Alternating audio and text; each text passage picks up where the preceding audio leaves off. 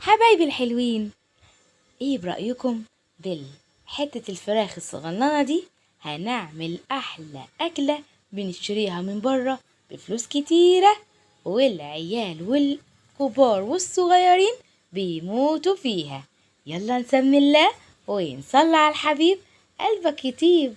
بولة هننزل بيه بصل بودر، توم بودر، بابريكا، شطة، السبع بهارات وبس. معانا كوباية مية. نقلب كل ده وما ننساش رشة الملح الخفيفة، زي ما قلت لكم ما نكترش الملح. تمام.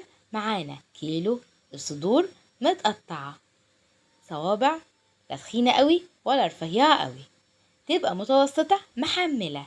هندوب البهارات كويس قوي في المية بتاعتنا.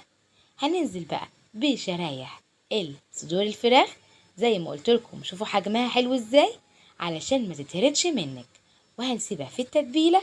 كل ما هتتساب في التتبيلة هتشرب التتبيلة الحلوة اكتر، وطعمها هيبان اكتر واكتر.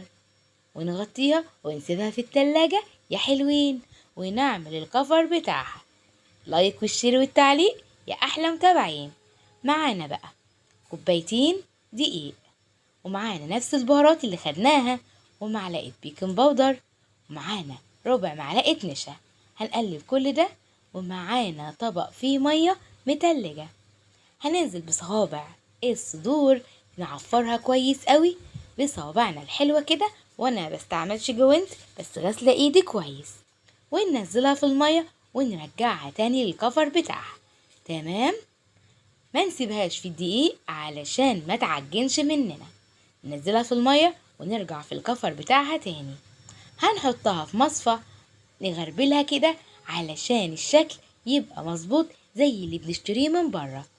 معانا حلة، كسرولة، اي حاجة غويطة بتحمري فيها، يكون الزيت غزير وكمان وكمان الطاسة غويطة، ويكون الستريبس بتاعنا.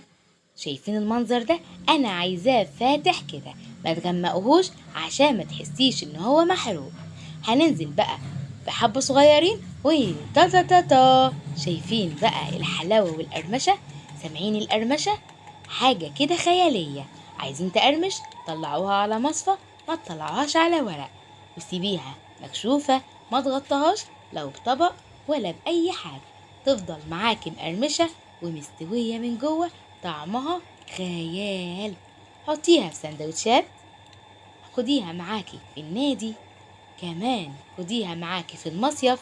سهلة وسريعة وما بتاخدش وقت، وهتوفري أحسن ما بنشتريها من بره كمان. لايك وشير وتعليق يا حلوين.